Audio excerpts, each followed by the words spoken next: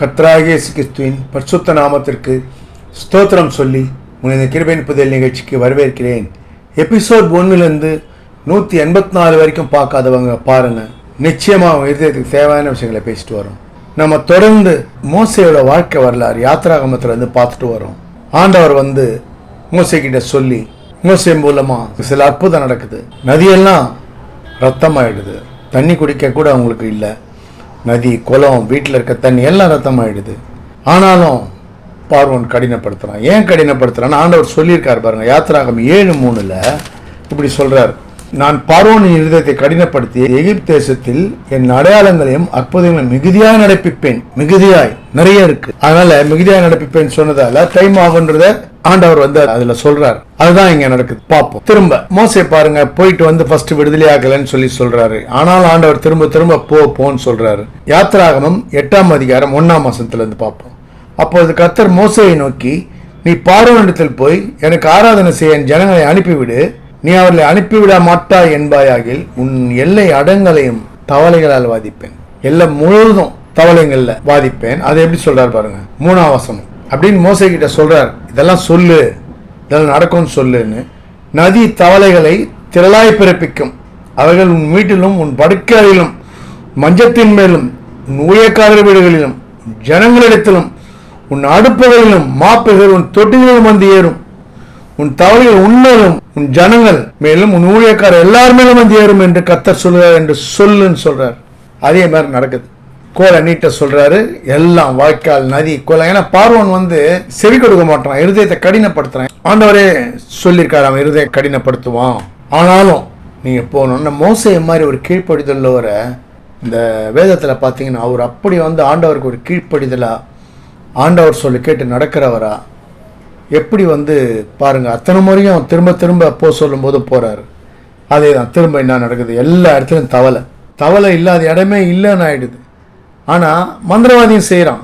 ஆனால் தவளை அவனால் வர வைக்க முடியுது, வைக்க முடியல. பார்வோன் மோசையும் ஆரோனையும் அழைப்பித்து, அதான் தவளைங்கெல்லாம் பிரச்சனை ஆயிடுச்சு. அதனால கூப்பிடுறாரு. அவர் கூப்பிட்டு சொல்றார், என்னையும் என் ஜனங்களையும் விட்டு நீங்கும்படி கர்த்தரை நோக்கி வேண்டிக் கொள்ளுங்கள், கர்த்தருக்கு பலியிடும்படி ஜனங்களை போக விடேன் என்றான். கொஞ்சம் ஒரு ஸ்டெப் இறங்கி வரான்னா வேற வழி இல்லை அவனுக்கு. இப்போ இந்த பிரச்சனை நீங்கணும். அதனால சில பேர் பாருங்க அப்படிதான், கஷ்டம் வரும்போது அந்த பிரச்சனை நீங்கிறதுக்காக அந்த டைம்ல டெம்பரரியா உதவி கேட்டு ஆண்டவர்கிட்ட அந்த உதவி கிடைச்ச பிறகு பழையபடி மாறிடுவாங்க. அதுதான் இங்க பார்வோன் பண்றான். ஒரு முறையும் கல்லஞ்சக்கார அரக்கன்றது ஆண்டவருக்கு தெரியும். இருந்தாலும் உலகத்துல மனுஷங்களும் இப்படி நடக்கிறாங்களே, ஒரு காரியம் நடக்கணும்னு போது வேண்டுதல் செய்யறதும், அந்த காரியம் முடிஞ்ச பிறகு ஆண்டவரை மறந்துடுறதும், ஏன் உதவி செஞ்ச மனுஷங்களை மறந்துடுறதும். ஆண்டவர் மனுஷங்க மூலமா தான் உதவி செய்யறாரு. இங்க கூட பாருங்க மோசையை பயன்படுத்துறாரு. அப்படி இருக்கும்போது பார்வோனை பத்தி நம்ம சொல்ல வேண்டியதே இல்லை. சொல்றான் போக விடுவேன். அப்ப மோசே பார்வோனை நோக்கி, நான் விண்ணப்பம் பண்றேன், நீயே சொல்லு, டைம் நீ சொல்லுன்றார். டைமை நான் எப்போ விண்ணப்பம் பண்ண என்ன செய்யணும்ன்றது நீயே உன் டைமை சொல்லுன்னு சொல்லி சாய்ஸ் கொடுக்குறாரு. அப்பதான் நாளைக்குன்னு சொல்றான் அவன். 10ஆம் வசனத்துல மோசே சொல்றாரு, தேவனாய கர்த்தருக்கு ஒப்பானவர் இல்லை என்பதை நீர் அறியும்படிக்கு உம்முடைய வார்த்தையின்படியாக கடவுது. பாருங்க என்ன மாதிரி மோசே சொல்றாரு பாருங்க. ஆண்டவரை எப்படி உயர்த்துறாரு பாருங்க. இதுதான் பாருங்க ஆண்டவர் நமக்கு செய்யற அற்புதங்கள், அதிசயங்கள், நமக்கு ஆண்டவர் நடத்துற விதம், நம்ம வாழ்க்கையை நடத்துறதெல்லாம் நினைக்கும் போது ஆண்டவரை உயர்த்தி, அவர் நாமத்தை உயர்த்தி, அவருக்கு துதி செலுத்தி, அவருக்கு நன்றியோடு வாழ்றது. இதுதான் பாருங்க மோசே என்ன மாதிரி சொல்றாரு பாருங்க. எங்கள் தேவனாய கர்த்தருக்கு ஒப்பானவர் இல்லை என்பதை நீர் அறியும்படிக்கு உம்முடைய வார்த்தையின்படி ஆக்கிடுவது. நீ சொல்ற மாதிரி நாளைக்கு நான் பண்றேன், உம்முடைய வார்த்தையின்படி. அதே மாதிரி மறுநாள் மோசே சொல்றார், தவளைகள் உம்மையும் உம்முடைய வீட்டையும் உம்முடைய ஊழியக்காரையும் ஜனங்களை விட்டு நீங்கி நதியிலே மாத்திரம் இருக்கும்னு 11ஆம் வசனத்துல சொல்றார். அதே மாதிரி தவளைங்கள்லாம் செத்து போயிடுது. கோயில் கொலை எடுக்கிறாங்க. ஃபுல்லா எல்லாம் துர்நாற்றம் வீச ஆரம்பிச்சிடுது. இதெல்லாம் இலகுவாயிடுச்சு, எல்லாம் முடிஞ்சிச்சுன்னா திரும்ப பார்வோன் அவன் வேலையை அவன் செய்யறான், இருதயத்தை கடினப்படுத்துறான். திரும்ப அதே தான் ஆண்டவர் பாருங்க திரும்ப மோசே கிட்ட சொல்லி, அவங்களுக்கு அதான் ஏதாவது மகாவாதியினால் அவங்க மகா பனிஷ்மெண்ட் கொடுப்பேன், மகா தண்டினால் அவங்களை இது பண்ணுவேன், அற்புதங்களை மிகுதியாக நடப்பிப்பேன் அப்படின்னு ஆண்டவர் சொல்லியிருக்காரு இல்லையா. அதான் ஒன்றுனா நடக்குது. அடுத்து அப்போது கர்த்தர் மோசே ஆரோனை நோக்கி, உன் கோலை நீட்டி பூமியின் புழுதியின் மேல் அடி, அப்போது எகிப்து தேசம் எங்கும் பெண்களாய் போகும் என்று சொல் என்றார். அப்படியே பண்ணிடுறாங்க. எகிப்து தேசம் மனிதனுங்க மனுஷங்க மேலேயும் மிருகங்க மேலேயும் எல்லாம் பூமியின் புழுதி எல்லாம் பெண்களாக மாறிடுது. ட்ரை பண்ணுறாங்க மந்திரவாதிங்க, ஆனால் அவங்களால முடியல. மனிதர்கள் மேலும் மிருகஜீவன் எல்லா பக்கமும் பெண்களாக புழுதி காத்து ஒரே பிரச்சனை. அப்போ தான் மந்திரவாதிங்க சொல்கிறாங்க 19ஆம் வசனத்தில் பாருங்கள். அப்போது மந்திரவாதிகள் பார்வை நோக்கி இது தேவனுடைய விரல் என்றார்கள். சொல்கிறது யார் பாருங்க? மந்திரவாதிங்க. இது அவங்களே அக்செப்ட் பண்ணிக்கிறாங்க, ஏன்னா அவங்களால முடியல. அவங்க சிலது தான் மந்திரவாதிங்க மேஜிக் பண்ணுறவங்க இவங்கெல்லாம் பாருங்கள், சிலதெல்லாம் சும்மா சிலது தான் அவங்களால பண்ண முடியும். அது கூட வந்து பார்த்தீங்கன்னா எல்லாமே தற்காலிகம் தான், எதுவுமே நிரந்தரமாக இருக்காது. அது கல்வாரி சிலுவையில் மரணத்தை வென்று சாத்தானை வென்று பாதாளத்தை வென்று நம்மளெல்லாம் மீட்டெடுத்தார். ஆண்டவர் தான் எப்பவுமே நிரந்தரமானவர், என்றென்றைக்கும் ஜீவிக்கிறவர், இருக்கிறவர். மந்திரவாதிகளே பார்வனை நோக்கி இது தேவனுடைய விரல். பயம் வந்துச்சு. ஆனாலும் கர்த்தர் சொல்லியிருந்தபடி பார்வனுடைய இதயம் கடினப்பட்டது, அவர்களுக்கு செவி கொடாமல் இருப்பான். திரும்ப அதே தான், அதான் ஸ்டோன் ஆர்ட்னு சொல்லுவோம்ல, கல் நெஞ்சு, அதே தான் அவன் செய்கிறான். அப்போது கர்த்தர் மோசையை நோக்கி, அதான் பார்வன் வருவான், நதிக்கு புறப்பட்டு வரும்போது அவனுக்கு முன்பாக என்ன எங்கள் ஜனங்களை அனுப்பிடு, ஆண்டவருக்கு நாங்கள் ஆராதனை செய்யணும், எங்கள் ஜனங்களை நீ அனுப்பிடுன்னு சொல். 21ஆம் வசனம், என் ஜனங்களை போக விடாயாகில் நான் உண்மையிலும் உன் ஊழியக்காரர் மேலும் உன் ஜனங்கள் மேலும் எல்லாரும் மேலேயும் பலவித வண்டுகளை எகிப்தியர் வீடு இருக்க தேசம் எல்லாம் வண்டுகளால் நிரம்பிடுன்றார். நானே கர்த்தர் என்பதை நீ அறியும்படி. அதாவது ஆண்டவர் இன்னொன்று சொல்கிறார் இதில் பாருங்க, இந்த பிரச்சனையும் வந்து இஸ்ரேல் மக்களை பாதிக்கல. கோசைன் நாட்டில் இருக்க அவங்களுக்கு எந்த பாதிப்பும் இல்லை, எந்த பிரச்சனையும் இல்லை. பிரித்து பனிஷ்மெண்ட் வந்து எகிப்தியருக்கு மட்டும்தான், பார்வோனுக்கும் பார்வோனுடைய ஊழியக்காரருக்கும் எகிப்து ஜனங்களுக்கு மட்டும்தான் இந்த பிரச்சனைகள்லாம் வருது. ஏன்னா அவங்க வந்து இவங்களை அனுப்பிடணும், பிரச்சனை தாழ முடியாமல் எப்படியாவது இவங்களை அனுப்பிடணும் அப்படின்ற நெருக்கத்துக்கு ஆண்டவர் கொண்டு வர்றார், ஸ்டெப் பை ஸ்டெப்பாக. நம்ம வாழ்க்கையை கூட அப்படி தான் அமைச்சிருக்கார். கோசைன் நாட்டில் என் ஜனங்களுக்கும் 2 பேருக்கு வித்தியாசம் இருக்கும். வித்தியாசம் நான் உண்டாவன், நாளைக்கு உண்டாவன் கர்த்தர் சொல்லுகிறார் என்று சொல் என்றார். கர்த்தர் சொல்லுகிறார் என்று சொல். அதுக்கு மேலே மந்திரவாதிகளும் இது தேவனுடைய விரல்னு பார்வன்ட்ட சொல்லிட்டாங்க. ஒரு சின்ன வந்து இது கொடுக்குறாங்க, இது ஆண்டவருடைய விரல், எங்களால் ஒன்றும் பண்ண முடியாது, எங்களை திரும்ப திரும்ப நீ கூப்பிடாலும் எங்களால் எந்த ஹெல்ப்பும் பண்ண முடியாதுன்றத சொல்கிறாங்க. திரும்ப இதே பிரச்சனை கர்த்தர் அப்படியே பண்ணிடுறாரு. வண்டு ஜாதிகள் வந்து பார்வோன் வீட்டில் ஊழியக்கார் வீட்டில் எல்லா இடத்துலையும் பிரச்சனை ஆகிடுது. தேசம் ஃபுல்லாக வண்டுகள் நிரம்பி போயிடுது. திரும்ப என்ன பண்ணுறான் பார்வோன் வந்து மோசையும் ஆரனையும் கூப்பிட்டு நீங்கள் போங்க தேவனுக்கு இங்கே எகிப்திலே பலியிட சொல்கிறோம், இங்கே பலியிடுங்கன்னு. அதுக்கு தான் மோசே சொல்கிறாரு, இல்லை இல்லை நாங்கள் இங்கே பண்ண அப்போ செய்யத்தகாது.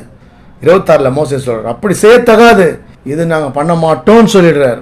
27 வசனத்தில் சொல்கிறார், நாங்கள் வனாந்தரத்தில் 3 நாள் பிரயாணம் போய் எங்கள் தேவனாய் கர்த்தர் எங்களுக்கு விதிக்கிறபடியே அவருக்கு பலியிடும். அதாவது வனாந்தரத்தில் 3 நாள் பிரயாணம் போய் ஆண்டவர் எங்களுக்கு எப்படி சொல்கிறாரோ ஆண்டவர் சொல்கிறபடி கேட்போம், நீ சொல்கிறபடி எங்களால் கேட்க முடியாது.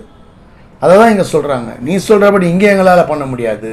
எகிப்தியர் முன்னாடி பண்ணாத அருவறுப்பு ஆண்டவர் சொல்கிற பிரகாரம் நாங்கள் பிரயாணம் பண்ணி போய் நாங்கள் செய்யணும், கர்த்தர் எங்களுக்கு விதிக்கிறபடியே அப்படியே சொல்லிட்டார். அப்படி தான் நாங்கள் செய்வோம். 28ஆம் வசனத்தில் நீங்கள் அதிக தூரம் போக வேணாம், எனக்காக வேண்டுதல் செய்யுங்கள், நான் உங்களை பலியிடத்துக்கு போக விடுறேன்னு மோசே சொல்கிறார். நாளைக்கு வந்து நான் வந்து போன பிறகு வண்டுங்களையும் எல்லாத்தையும் நீங்கும்படி நான் கர்த்தரவனுக்கு வேண்டுதல் செய்வேன், நான் கர்த்தர்கிட்ட கேட்பேன், ஆண்டவர்கிட்ட கேட்பேன், இதெல்லாம் போயிடும். 29ஆம் வசனத்தில் கர்த்தருக்கு பலியிடுவதற்கு ஜனங்களை போக விடாதபடி பார்வோன் வஞ்சனை செய்யாதிருப்பாராக. திரும்ப திரும்ப நீங்கள் அனுப்ப மாட்டீங்க, ஒரு முறையும் நீங்கள் அனுப்புகிறேன்னு சொல்கிறீங்க, வஞ்சனை செய்யாதிருப்பாராகன்னே சொல்லிடுறாரு நேரடியாகவே. அப்போ வந்து இவர் கர்த்தரை நோக்கி வேண்டுதல் பண்ணுறாரு, எல்லாம் மண்ணும் போயிடுது. திரும்ப அவன் இருதயத்தை கடினப்படுத்தினான். இதுதான் நடக்குது பாருங்கள். அதாவது ஆண்டவர் வந்து சொல்லிட்டார் இது நடக்கும், ஆனால் விசுவாசிக்கணும், அதுதான் முக்கியம். மோசே பாருங்கள், இந்த ஜனங்கள் வந்து அவங்களே வந்து ஜனங்க கூட வந்து ஒரு விசுவாசம் இல்லாமல் தான் இருக்காங்க. ஏன்னா ஏற்கனவே மோசே கிட்ட சொல்லிட்டாங்க, நாங்கள் எப்படியோ வாழ்ந்திருப்போமே, எங்களை இன்னும் நெருக்கும்படி மனநோக செய்யும்படி நீங்கள் செஞ்சிட்டீங்களே. ஆண்டவர் வந்து பாருங்க, அவர் செய்யணும்னு நினைச்சதை செய்கிற வரைக்கும் அவர் ஓய மாட்டார். ஆண்டவர் வந்து உடன்படிக்கை நினைவு கூறுறார். யார்கிட்ட கொடுத்த உடன்படிக்கை? ஆபிரகாம், ஈசாக், யாக்கோப், யோசேப், இப்படி வந்து அவங்க வம்சத்துக்கு கொடுத்த உடன்படிக்கையை நினைவு கூறுறார். நினைவு கூறுற அவர் சொல்றார், நான் உடன்படிக்கை பண்ணியிருக்கேன் அப்படின்றத. அதனால அவர் வாக்கு மாறாதவர், என்னென்றைக்கும் ஜீவிக்கிறவர், நம்ம வாழ்க்கை முழுவதும் நடத்தக்கூடியவர், அற்புதங்களால் அதிசயங்களாலும் ஜனங்களை, இஸ்ரேல் ஜனங்களை மட்டும் இல்லை உலகம் முழுவதையும் நடத்த வல்லவர் அவர். அதனால நாம வந்து பாருங்க, ஒரு வசனம் எப்பவும் நம்ம ஞாபகம் வச்சுக்கணும். பலம் கொண்டு திடமனதா இரு, திகையாதே, கலங்காதே, நீ போகும் இடமெல்லாம் உன் தேவனாய கர்த்தர் உன்னோடு இருக்கிறார். யோசுவா 1:9 இப்படி சொல்றாரு பாருங்க. ஆண்டவர் நம்ம பலம் கொண்டு அந்த திடமனசோடு இருக்கும்போது கலங்காம பயப்படாம, அதான் நிறைய இடத்துல பாருங்க பைபிள்ல, பயப்படாதே, திகையாதே, நான் உன் தேவன், இப்படி நிறைய வசனங்கள், நம்ம பயப்படாதேன்ற வசனம் நிறைய இடத்துல சொல்றேன். அதனால நம்ம எந்த பிரச்சனை வந்தாலும், இன்னும் எல்லா பிரச்சனையும் அவரு எப்படியெல்லாம் மீட் எடுக்கிறார், எப்படியெல்லாம் மீட் எடுப்பார் அப்படின்றத நம்ம பார்க்க போறோம். தேவனாய கர்த்தர் உன்னோடு இருக்கிறார். அதான் நீ போகும் இடமெல்லாம் தேவனாய கர்த்தர் உன்னோடு இருக்கிறார். இதை நம்ம மனசுல பதிய வச்சுக்கணும் பாருங்க.